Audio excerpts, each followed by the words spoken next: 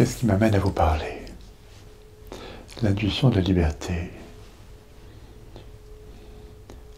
Cette intuition m'a mis sur le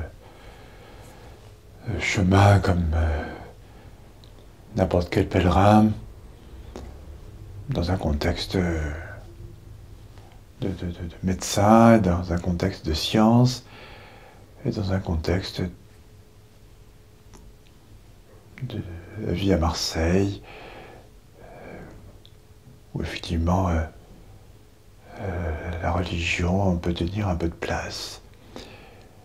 Et le désir de pousser la recherche pour voir la nature de la clé de voûte.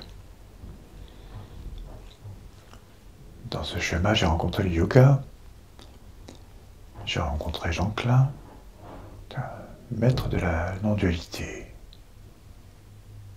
Jean Klein évoquait le corps subtil. Le corps subtil est fait de matière, il est fait d'énergie, il est fait d'espace. La matière, l'énergie, l'espace, autant de molécules, d'atomes qui se réunissent, qui forment d'un côté les organes de perception. Les organes de perception forment l'intelligence.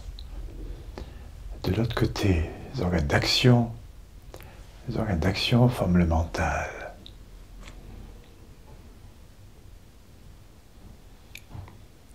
Ici, je propose d'être attentif à l'énergie. Pour les Indiens, il s'agit du prana. Pour nous, il s'agit du souffle. Les Grecs ont identifié le souffle à pneuma et l'esprit.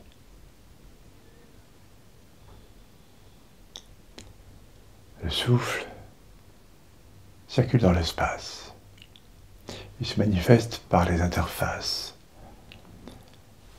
L'interface des feuilles, l'interface des fleurs, l'interface des nuages, l'interface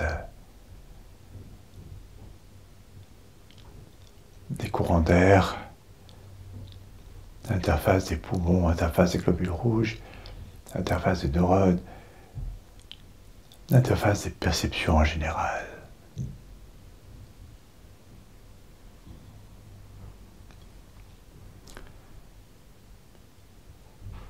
L'attention au souffle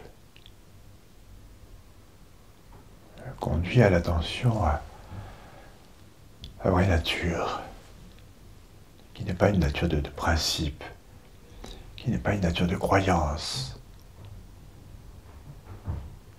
qui est une nature de liberté. Voilà ce qui me conduit à partager une longue expérience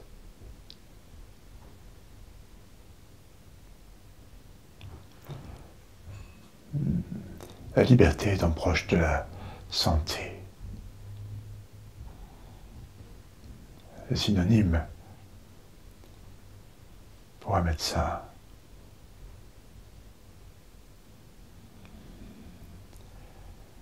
La liberté et santé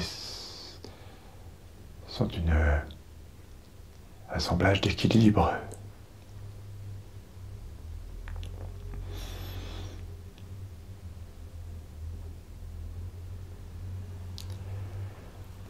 À partir de là, une forme d'attention se met en place. Une écoute qui peu à peu aboutit au partage de cette liberté.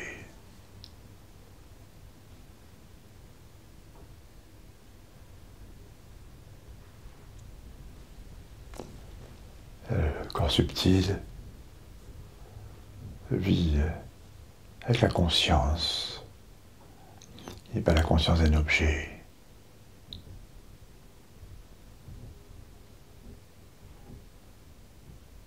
Le synonyme de la liberté, encore une fois. C'est l'expérience de la mise à distance de la personne en tant que conditionnement, en tant qu'histoire. l'expérience de l'intelligence qui passe par l'expérience des perceptions, des canaux, des énergies du souffle dans ces perceptions.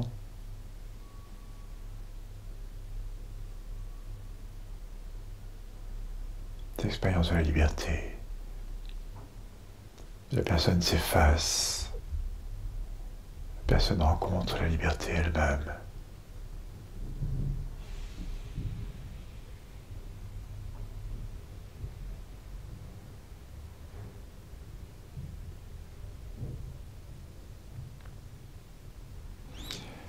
À bientôt pour des travaux pratiques.